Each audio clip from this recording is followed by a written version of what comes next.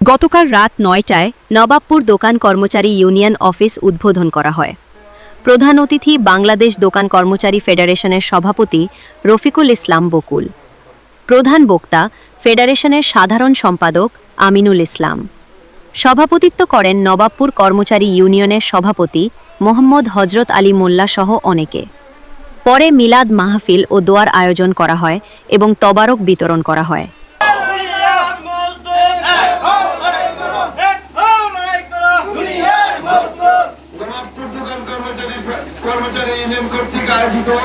আজকের নতুন অফিস উদ্বোধন অনুষ্ঠানের সাথী সভাপতি হযরত মোল্লা, পঞ্চভূমিষ্ঠ নবাবপুর দোকান কর্মচারী ইউনিয়নের সংগ্রামী সাধারণ সম্পাদক জনাব ফজলুল্লাহ, পঞ্চভূমিষ্ঠ নবাবপুর দোকান কর্মচারী ইউনিয়নের যুগ্ম সাধারণ সম্পাদক জনাব বাবুল ব্যাপারী, পঞ্চভূমিষ্ঠ নবাবপুর দোকান কর্মচারী ইউনিয়নের কেন্দ্রীয় কোষাধ্যক্ষ জনাব হামিদ ভাই এবং বাতেন ভাই এবং অনেকের নাম জানি না, তারা অনেকে আমাদের জাতীয় দোকান কর্মচারী ফেডারেশনের কেন্দ্রীয় সদস্য।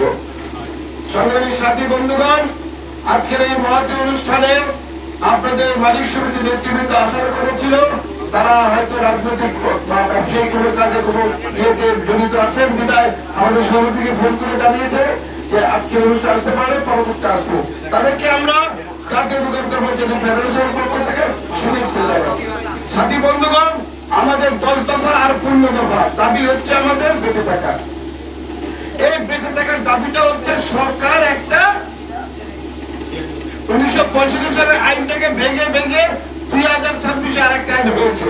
সে আইনে আমরা 10 দফা পাই, কিন্তু সেটা খাতায় আছে, গতিতে নাই, কোনো ব্যবহার নাই।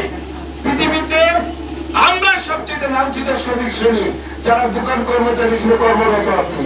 যৌবনকালে এসে দোকান কর্মচারী চাকরি করেছি, বৃদ্ধাকালে শূন্য হাতে ঘরে ফিরেছি, সেই দোকান কর্মচারী আমরা। তাই আমরা চাচ্ছি টেকনাফ থেকে তেতুলিয়া, করিমগঞ্জ থেকে সাতক্ষীরা, যেখানে যেভাবেই আছে দোকান কর্মচারী, তাদেরকে সংগঠিত করে সরকারের কাছ থেকে আমাদের এই 15 দফা দাবি আদায় করতে হবে এবং তার জন্য আপনাদের ঐক্যের দরকার।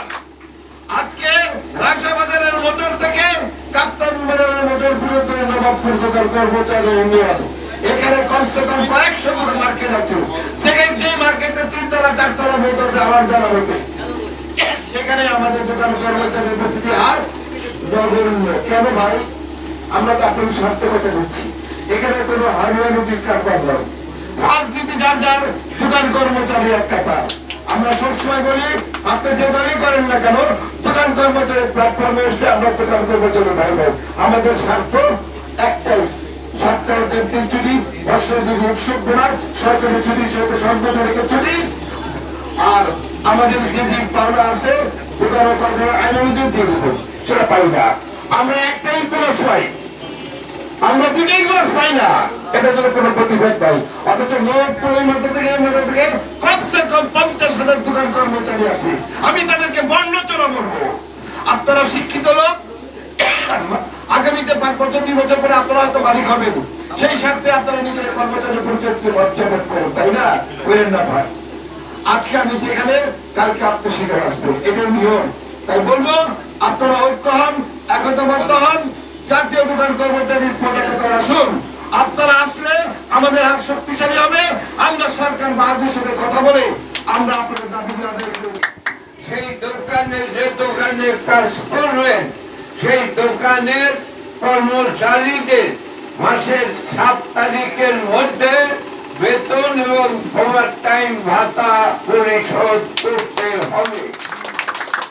কাজের সময় হচ্ছে 8, সেই 8 ঘন্টার কাজের পর যে কর্মচারীকে দিয়ে যত ঘন্টা মালিকেরা কাজ করাবেন, সেই কাজকে ওভার টাইম হিসাবে গণ্য করিয়া সেই ওভার টাইমের যে পাওনা যে মজুরি, সেটাও তাদেরকে পরিশোধ করতে হবে। এটাই মূলত আমাদের দাবি। আমরা আশা করব নবাবপুর এলাকার দোকান মালিক সমিতি এবং প্রত্যেকটি মালিক আমাদের যে দাবিগুলা, এই দাবিগুলা আমাদের নিজেদের না, বাংলাদেশ সরকারের যে আইন সেই আইনের মধ্যেই আছে।